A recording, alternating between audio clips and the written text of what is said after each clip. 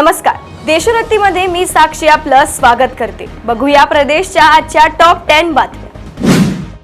नाशिक शहरात कॅफेच्या माध्यमातून तरुणींना गैरप्रकार करण्यासाठी जागा उपलब्ध करून दिली जात आहे।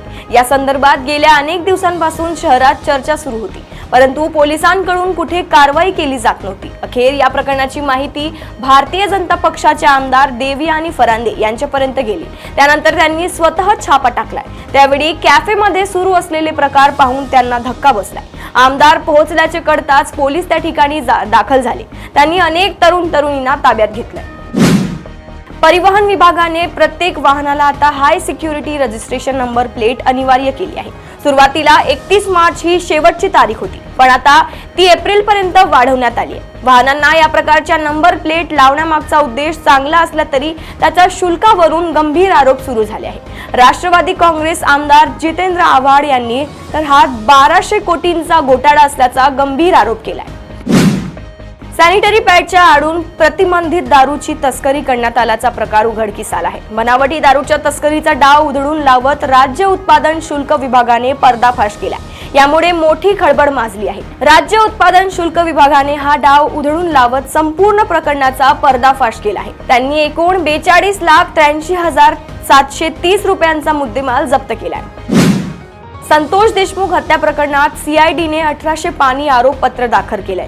आरोपपत्र दाखल झाल्यानंतर संतोष देशमुख यांचे बंधू धनंजय देशमुख यांची पहिली प्रतिक्रिया समोर आली आहे। हे संघटित गुन्हेगारांचं जाळं आहे, आम्ही पहिलेपासूनच सांगत होतो। आज ते सिद्ध झालंय। कागदोपत्री पुराव्याने घडलेल्या घटना, व्हिडिओ, ऑडिओ कॉल आणि सीसीटीव्ही फुटेज सर्व पुरावे मिळाले आहेत। त्यात हे नवं आलं आहे असं धनंजय देशमुख यांनी म्हटलंय।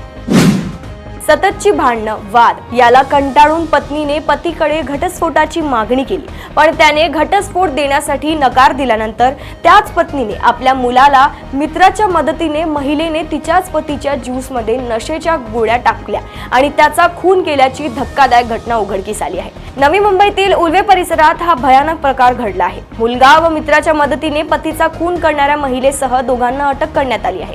मुलगा अल्पवयीन असल्याने त्याला बाल न्यायालयात हजर करण्यात आले आहे। छत्रपती शिवाजी महाराज आणि छत्रपती संभाजी महाराज यांच्याविषयी आक्षेपार्ह बोलून इतिहास अभ्यासक इंद्रजित सावंत यांना शिवीगाळ करून धमकी देणाऱ्या तथाकथित पत्रकार प्रशांत कोरटकर याच्या विरुद्ध नागपूर पोलीस ठाण्यात गुन्हा दाखल करण्यात आला आहे। दीपक रमेशराव इंगळे यांच्या तक्रारीवरून बेलतरोडी पोलिसांनी हा गुन्हा दाखल केला आहे।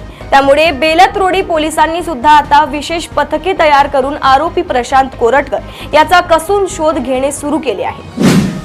वाशिम जिल्ह्याच्या कारंजा येथील मौजे खैरडा येथे एका पोल्ट्री फार्म मध्ये बर्ड फ्लूचा संसर्ग आढळल्याने खळबळ उडाली आहे।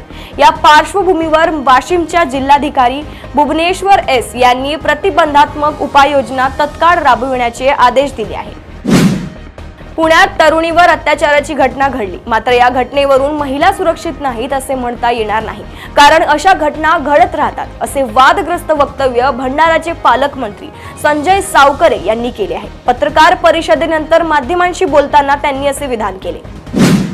आंतरराष्ट्रीय महिला दिनानिमित्ताने महामेट्रोने महिलांना 500 रुपयांच्या टॉपअपवर 20 रुपयात महाकार्ड देण्याचा निर्णय घेतला आहे।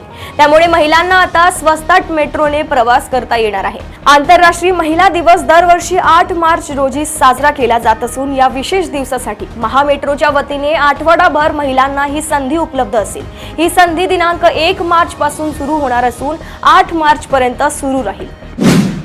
पुणे स्वारगेट अत्याचार प्रकरणी आरोपी अटक झाला असून त्याला न्यायालयात हजर करण्यात आले होते। यावेळी पोलिसांनी त्याची 14 दिवसांची पोलीस कोठडी मागितली, परंतु आरोपीच्या वकिलांनी आरोपीचा बचाव करताना मोठा दावा केला आहे।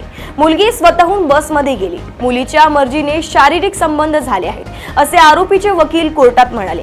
सरकारी वकिलांनी आरोपीच्या वकिलांचा दावा खोडून काढला। दरम्यान दोन्ही बाजूचा युक्तिवाद ऐकल्यानंतर कोर्टाने आरोपीला 12 मार्च पर्यंत पोलीस कोठडी दिली आहे। प्रदेशातील अशाच टॉप 10 बातम्या जाणून घेण्यासाठी बघत रहा देशोन्नती। नमस्कार।